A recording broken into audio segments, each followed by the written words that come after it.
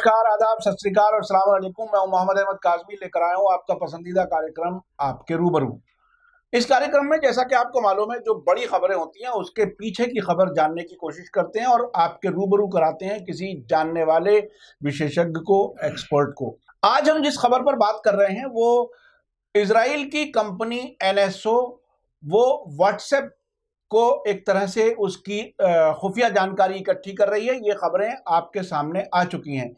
ये खबर हमने पहले ही दिन जब खबर आई थी वो की थी। तब तक भारत में भी इसका कुछ असर है, यहाँ के लोगों के व्हाट्सएप पर भी नज़र रखी जा रही है। उसकी डिटेल नहीं आई थी, लेकिन आप लोग अखबारात में पढ़ रहे होंगे। मेरे साथ इस वक्त वदूद साजिद साहब हैं, जो वरिष्ठ पत्रकार हैं, जो खबरों को बहुत ही बारीकी से देखते समझते हैं और उन इश्यूज को फॉलो करते रहते हैं। वदूद साजिद साहब, वेलकम है आपका मीडिया स्टार वर्ल्ड में। आप ये बताइए कि ये जो इजराइल की कंपनी NSO वो दुनिया भर में व्हाट्सएप की एक तरह से चोरी कर रही है, और वो चोरी भी कर रही है और वो अपने आप को ये कह रही है कि नहीं, मैंने कुछ गलत नहीं किया है, जबकि एक प्राइवेसी कानून दुनिया भर में है कि हर एक को अपनी प्राइवेसी बरकरार रखने का हक है। उसके खिलाफ वो काम कर रहे हैं। इस खबर को आप कैसे देख रहे हैं? क्योंकि भारत में भी बहुत से लोगों के बारे में ये बताया गया है कि एक बड़ी तादाद है जर्नलिस्ट की, एक्टिविस्ट की, जिनके व्हाट्सएप पर बाकायदा नज़र रखी जा रही है। आप इसमें क्या कहते हैं? क्या कुछ डिटेल है इसकी? देखिए, यहाँ ये समझना बहुत ज़रूरी है कि हिंदुस्तान में ये काम बहुत अरसे से हो रहा है, लेकिन इत्तेफाक से इस वक्त ये उठाया है। उसकी भी कुछ असबाब हैं, उन पर भी रोशनी डाली जा सकती है बाद में। देखिए, इस कंपनी के बारे में समझना बहुत ज़रूरी है ताकि बाद की चीज़ें आसानी से समझ में आ जाए। ये कंपनी 2010 में कायम हुई। इसराइल में तल अवीव के पास एक गांव है, वहाँ ये कायम हुई। और इसराइल की जो खुफिया सिग्नल इंटेलिजेंस एजेंसी है उसको यूनिट 8200 कहते हैं, यानी यूनिट 8200। ये लोग उसमें काम करते थे। उसके रिटायर्ड अफसर हैं। इन्होंने रिटायर होने के बाद अपनी एक कंपनी कायम की, उसका नाम रखा NSO ग्रुप। 2010 में ये कायम हुई। 500 लोग बैक वक्त इसमें काम कर रहे थे। और उसके बाद 2013 के आते आते इसका टर्नओवर या मुनाफा 40 मिलियन डॉलर हो गया जी। अमरीकी डॉलर, 40 मिलियन अमरीकी डॉलर। बहुत बड़ी बात है, ये बहुत बड़ी रकम है। अब इसमें एक दिलचस्प नुक्ता, वो आप समझते रहिएगा, मैं तो सिर्फ आपको इशारा कर रहा हूँ। 2013 तक हर साल का मुनाफा इसका 40 मिलियन डॉलर था जी जी जी। 1 रुपया ना घटाता ना बढ़ाता। अच्छा, यानी कुछ सरकारें थी जो मुसलसल इनके ग्राहक थे। लेकिन 2013 और 2015 के बीच ऐसा क्या उछाल आया कि 2013 से 2015 तक 150 मिलियन डॉलर इनका टर्नओवर हो गया।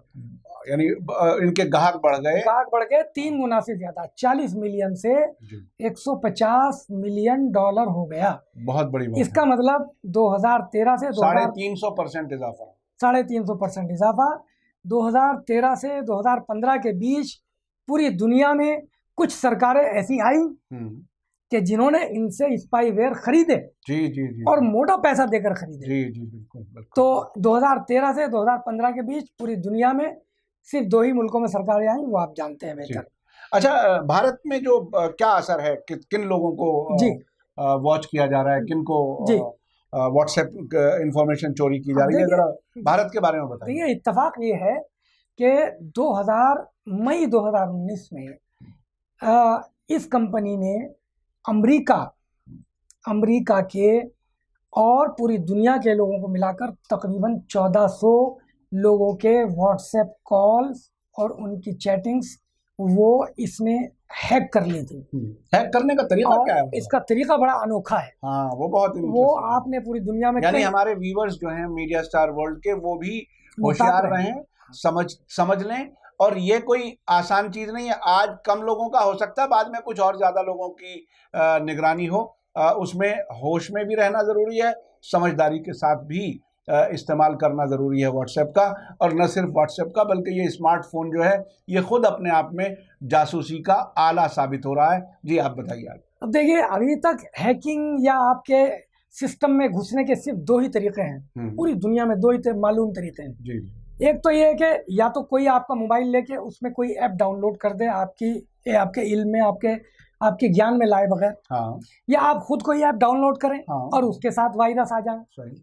या कोई आपको कुछ भेजे, कोई वीडियो, कोई ऑडियो, कोई मैसेज, और आप उसको रिसीव कर लें, एक्सेप्ट कर लें, हाँ। तो उससे वो ऐसा अक्सर होता है, कोई अनजान भी आ है, जाता है तो वायरस आ जाते हैं। लेकिन एक तीसरा तरीका जो सिर्फ और सिर्फ इसी कंपनी के पास है अभी तक, वो क्या है कि ये अपने जो इनका ऐप है उसको स्पाईवेयर कहते हैं, उस ऐप के जरिए आपको एक मिस कॉल करेंगे। पेगासस शायद नाम है। पेगासस इसका नाम है, PEGASUS, पेगासस। उससे आपको एक मिस कॉल करेंगे, एक वीडियो मिस कॉल भी कर सकते हैं। आप उस वीडियो मिस कॉल का जवाब दें या ना दें, उस मिस कॉल को आप खोल कर देखें या ना देखें, ये ऐप आपके मोबाइल में दाखिल हो गया। और वो जितनी इंफॉर्मेशन उसके अंदर है, और उसके बाद इस ऐप का क्या काम है आप देखिए, कि आपको तो मालूम ही नहीं है कि आपके मोबाइल में ऐप है। अगर आपको पता चल भी जाए तो आप इसका कुछ नहीं बिगाड़ सकते, चूंकि ये आपके सिस्टम में, सेटिंग में कहीं नहीं मिलेगा। फिर ये क्या करेगा, आप रात को सो जाएं या मोबाइल लेके कहीं आप किसी से मिलने चले जाएं, आपने ये समझ कर के मैंने अपने मोबाइल को साइलेंस मोड पे कर दिया है और आपने इसको रख दिया, उस ऐप के जरिए आपका कैमरा ऑन किया जाएगा और आपको पता नहीं है। अब आपका कैमरा, अच्छा, आपका कैमरा आजकल के मोबाइल में दोनों तरफ होता है, आगे भी पीछे भी। आपको पता ही नहीं चलेगा कि आपका कैमरा ऑन हो गया, क्योंकि आपकी स्क्रीन पे कुछ नहीं आएगा। आपकी स्क्रीन ब्लैक रहेगी, जैसा आप उसे लॉकिंग पोजीशन में डाल देते हैं। तो अब वो आपकी सारी नकलो हरकत रिकॉर्ड कर रहा है। तो देखिए, अब हम वापस आते हैं। क्या हुआ कि अमेरिका में व्हाट्सएप ग्रुप के डायरेक्टर को पता चला, जिसका नाम है कार्ल वुग, CARL, कार्ल वुग। उसको जब ये पता लगा तो उसने दो फ्रंट पे काम करना शुरू किया। एक तो जिन लोगों की कॉल इंटरसेप्ट की गई थी इस स्पाईवेयर के जरिए, उन सबको इंडिविजुअली फोन कराया कि भाई हम माफी चाहते हैं, और एक एजेंसी ने आपकी कॉल इंटरसेप्ट की है फला तारीख से फला तारीख तक, अब आप होशियार रहें, हम कुछ ऐसा कर रहे हैं कि जो आइंदा ऐसा ना हो। दूसरे फ्रंट पे उसने सैन फ्रांसिस्को की एक अदालत में, चूंकि इस कंपनी का एक पार्टनर अब सैन फ्रांसिस्को में रहता है, इजरायली कंपनी का, चूंकि ये इजरायली कंपनी 3 मरतबा बिकी है। अच्छा। तो अब जो तीसरी मरतबा बिकी है वो वापस इसके पुराने फाउंडर्स ने ही खरीद ली है। और वो कितने में खरीदी है ये आपको सुन कह रहे हो तो कि $1 बिलियन, यानी $100 करोड़। बहुत बड़ी रकम है, बहुत बड़ी। शुरू कहाँ से हुई और कहाँ इसकी कीमत आज देख लीजिए, महज 9 साल में। तो इसकी कितने मुल्कों को जरूरत, पूरी दुनिया इसको, कितने इसके ग्राहक खरीदे होंगे। अच्छा, तो सैन फ्रांसिस्को की विफाकी अदालत में केस दायर हुआ है, व्हाट्सएप ने किया है और कहा कि इन्होंने तमाम कवानीन की खिलाफ वर्जी की है, इनके खिलाफ केस चलाया जाए। एक नंबर 2, जो बहुत ही दिलचस्प चीज़ है और उस पर हम बहुत ज़्यादा आज के एपिसोड में बहस नहीं करेंगे, काज़मी साहब फिर किसी वक्त कर सकते हैं, कि ये ऐप ऐसा है कि इसको आप मुस्तकिल खरीद कर अपना नहीं बना सकते। अच्छा। ये आपका वफादार ऐप नहीं है। जब तक आपकी, ये इस तरह समझ लीजिए जैसा आपका प्रीपेड मोबाइल, कि जब तक आपकी रकम रहेगी तो ये ऐप काम करेगा। या अगर एजेंसी आपकी किसी बात से नाराज हो गई, ट्रस्ट उठ गया, कोई कॉन्ट्रैक्ट आपका खत्म हो गया, कोई आपने शराइत की खिलाफ वर्जी की, पेमेंट नहीं किया तो वो या कुछ और भी नहीं किया, तो वो वहां से इसको डिकनेक्ट कर देंगे, वो सर्विस खत्म कर देंगे, आपका ऐप काम नहीं करेगा। यानी जो इसके ग्राहक हैं वो बीच चौराहे पे खड़े हो सकते हैं अगर वो कंपनी अपना एक्ट डीएक्ट कर ले, अपना ऐप। तो ऐसा एक वाकया हुआ है। सऊदी अरब कहा जाता है, हमें नहीं मालूम, कि सऊदी अरब इसका सबसे पहला ग्राहक था। तो सऊदी अरब में जब वो जमाल खशोगी का कत्ल हुआ तुर्की में, तो कहा जाता है कि इसी कंपनी ने जो ऐप दिया था उसके थ्रू उसको ट्रैक किया जा रहा था। तो फिर कोई कंट्रोवर्सी उठी, तो इसराइल की इस कंपनी ने सऊदी अरब से अपना वो कॉन्ट्रैक्ट डिस्कनेक्ट कर लिया है उनके कत्ल के बाद। हाँ। अब हमें नहीं मालूम कि वो खशोगी की मोहब्बत में किया या कोई और वजह थी, लेकिन किस प्रेशर में किया अभी तक ये इत्तला है। अब मैं आपको जो हिंदुस्तान के तनाजुर में बात आई है वो बताता हूँ। वो बहुत इंपॉर्टेंट है हमारे भारत के लोगों को, हमारे व्यूअर्स के लिए। जी हाँ, गुज़श्ता रोज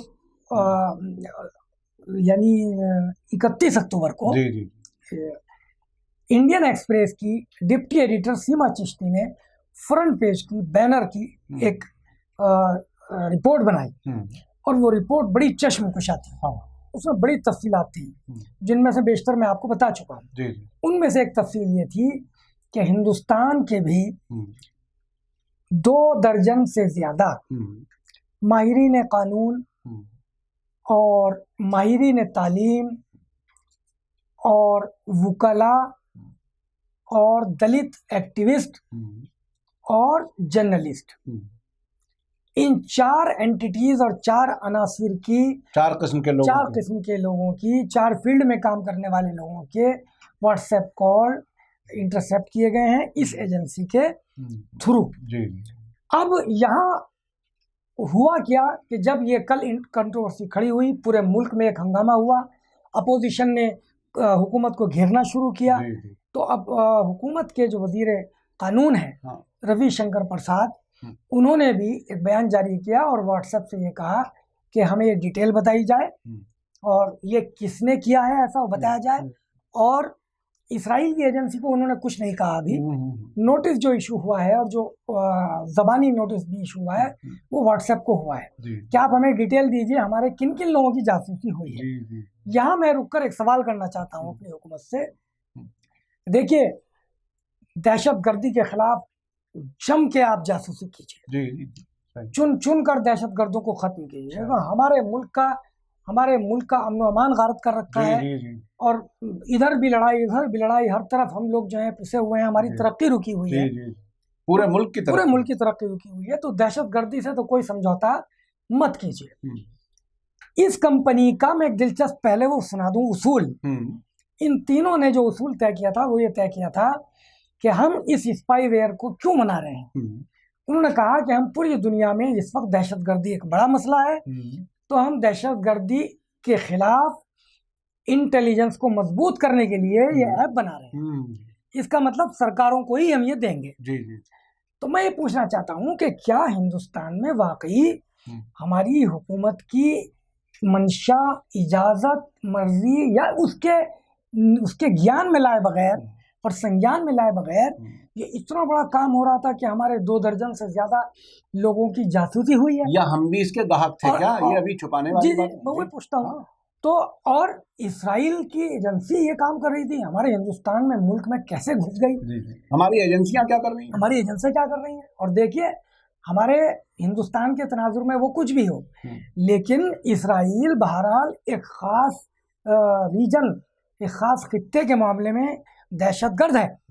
उसको कहा जाता है कि वो दहशतगर्दी कर रहा है, चूंकि मासूमों को मारता है। तो वो हम अपने मुल्क में ऐसी कंपनी को, उसकी खुफिया सरगर्मियों को कैसे बर्दाश्त कर रहे हैं? तो बहरहाल हमारी सारी जो है हमदर्दी हुकूमत के साथ है, दहशतगर्दों के खिलाफ है, दहशतगर्दों के हक। और हमें उम्मीद है कि सरकार इस पे साफ बयान देगी, साफ सूरत हाल सामने। लेकिन अब मैं आपसे एक चीज अर्ज करता हूँ कि ये काम जो हुआ है वो किस किस के खिलाफ हुआ है। आप देखिए, माहिरीन तालीम, तो जो इल्म बांट रहे हैं वो आपका क्या बिगाड़ रहे हैं? तो क्या आप ये चाहते हैं कि जो सही तारीख बयान करते हैं वो किसी तरह से दब जाएं और जो तारीख को तोड़ मरोड़ कर पेश करें वो आगे आए? माहिरीन तालीम के खिलाफ जासूसी का यही एक मतलब हो सकता है। नंबर 2, माहिरीन कानून यानी वुकला, भाई वकील के खिलाफ आप क्यों कर रहे हैं ये काम? तो क्या आप ये चाहते हैं कि जो वकील इंसाफ और हक के लिए लड़े वो दब जाए और जो नाइंसाफी और आपकी जो बातिल और गैर हक आवाज़ें हैं उनको सपोर्ट करें? नंबर 3, दलित एक्टिविस्ट, भाई दलितों पर जुल्म हुआ है, होता आया है, हो रहा है। अगर उनके यहाँ कोई एक्टिविज्म है, रज़ाकार हैं जो उनकी हिमायत के लिए खड़े होते हैं, भाई आपको तो सपोर्ट करना चाहिए। और ये तो हमारे कॉन्स्टिट्यूशन में है, हमारे कॉन्स्टिट्यूशन में है, पीसफुल तरीके से अपने हक मांगे जा सकते हैं। और जो नंबर 4 जो बहुत बहुत खतरनाक है और जिसका हिस्सा मैं भी हो सकता हूँ, मैं भी एक जर्नलिस्ट हूँ, काज़मी साहब भी एक जर्नलिस्ट हैं, बिल्कुल कि आप सहाफ़ियों के खिलाफ, तो कौन से सहाफ़ियों के खिलाफ हो सकती है जासूसी? जो दिन रात आपके गुणगान कर रहे हैं उनके खिलाफ तो नहीं होगी, नहीं हो सकती बिल्कुल। तो फिर तो ये उनके खिलाफ हो रही होगी जो आपसे सवाल करते हैं जी, आपके गलत कारनामों पर। जी। तो और क्या डेमोक्रेसी में सवाल करने का हक तो नहीं है? ये हमारी डेमोक्रेसी के लिए कितना बड़ा खतरा है। जी। अभी इस पर फॉलो अप जारी है, अखबारात लिख रहे हैं, मीडिया इस पर बोल रहा है, वो मीडिया नहीं जो इस वक्त कुछ और काम कर रहा है, जिसे गोदी मीडिया कहा जाता है, वो मीडिया नहीं। लेकिन अल्लाह का शुक्र है अभी मीडिया जिंदा है इस मुल्क में, अभी दलित एक्टिविस्ट जिंदा है, माहिरीन कानून जिंदा है, माहिरीन तालीम जिंदा है। होगा कुछ नहीं, लेकिन ये कितनी खतरनाक बात है। आखिरी बात मैं यहाँ पूरी करना चाहता हूँ, जो एक हिंदुस्तान के बहुत बड़े जर्नलिस्ट ने उठाई है, मैं उसका नाम भी बता रहा हूँ। राजदीप सरदेसाई ने आज ट्वीट किया है कि परसों तक कश्मीर में जो डेलीगेशन गया है यूरोपीय पार्लियामेंट के दहशतगर्द और सख्तगीर ख्यालात के हामिल मेंबरान पार्लियामेंट का, जिसको सरकार अवभगत कर रही है लेकिन बताया जा रहा है कि गैर सरकारी है, तो परसों तक तो उसका हंगामा खड़ा था। अचानक ये मामला सामने आ गया तो वो दब गया। तो राजदीप पूछते हैं कि आखिर क्या है ये, तो फिर वो खुद ही जवाब देते हैं कि सब गोलमाल है भाई, बहुत बड़ा गोलमाल है। ये बहुत ही दिलचस्प आपने तफसीलात बताई वदूद साजिद साहब, बहुत गहराई से आपने बताया, और किस तरह से एक तरफ से सब तरफ से ख़तरा उन लोगों को घेर रहा है जो समाज के लिए कुछ अच्छा करना चाहते हैं, चाहे वो कानून के माहिर हों, वकील हों, या जर्नलिस्ट हों, या दलित एक्टिविस्ट हों, वो सब इस मुल्क को बेहतर और मजबूत देखना चाहते हैं। उन पर नज़र रखी जा रही है, जासूसी की जा रही है। ये बहुत ही एक तरह से ख़तरनाक ट्रेंड है, और हमें उम्मीद है कि सरकार इस पर अपनी पोजीशन साफ करेगी और बताएगी कि क्या हकीकत क्या है। एक मशवरा भी है अपने व्यूवर्स को कि हम लोग नादानिस्तगी में बग़ैर जाने बूझे, बग़ैर सोचे समझे, ये व्हाट्सएप इतना आसान हो गया, इस पर कुछ भी लिख देते हैं, उंगली मारी भेज दिया। एहतियात कीजिए, कोई ऐसा किसी ने कुछ भेजा आपने उसको बगैर पढ़े आगे बढ़ा दिया, मत बढ़ाइए। मुल्क की हमें सिक्योरिटी, सलामती बहुत अजीज़ है, बहुत इंपॉर्टेंट है हमारे मुल्क की सलामती, उसका भी ख्याल रखिए। जी जी, बहुत बहुत शुक्रिया साजिद साहब। इसी के साथ मैं लेता हूँ इजाज़त। धन्यवाद, शुक्रिया। जय भारत, जय हिंद।